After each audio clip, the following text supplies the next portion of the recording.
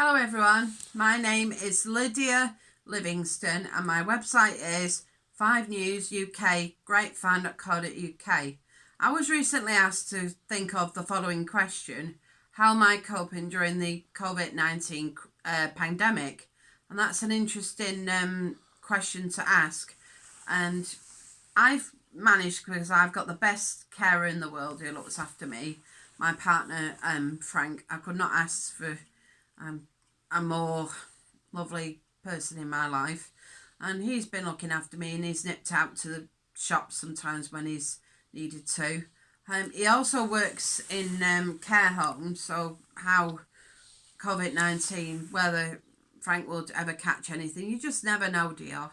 You never ever know. From being outside queuing in a shop to actually going to work twice a week and coming back to me. Could he bring it with him? We just don't know. But one thing I will say, and this is what I'm getting from the news, is that PPE is not being distributed equally. I do believe the NHS have a right to that equipment, personal protective equipment. Of course I do. But unfortunately, there is no equality with the carers on the ground who need it just as much as the NHS staff.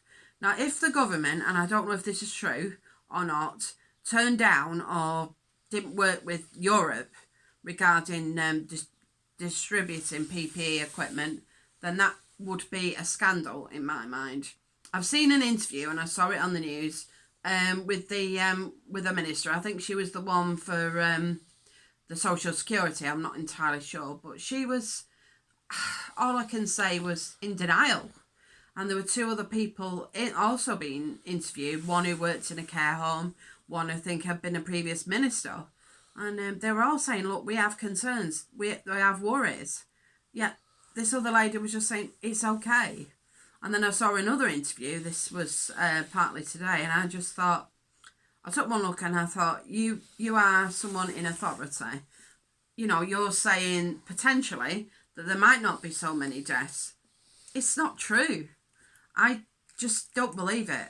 I mean, I know that journalists can sometimes be wrong with figures, but they're going out there, they're finding out the truth, and well done to them. And what undermines them is this government who just seems to want to gloss over, well, everyone's getting the PPE we need, don't worry, it's all going out there, there's not so many deaths. Then you have the elderly who are potentially dying of Covid-19 as well, or issues around it.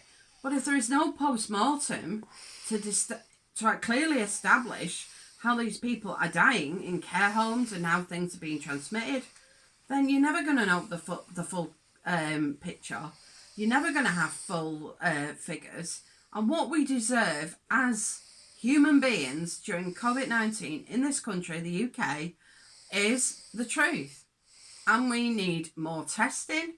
We need more post-mortems after death to establish how these people died.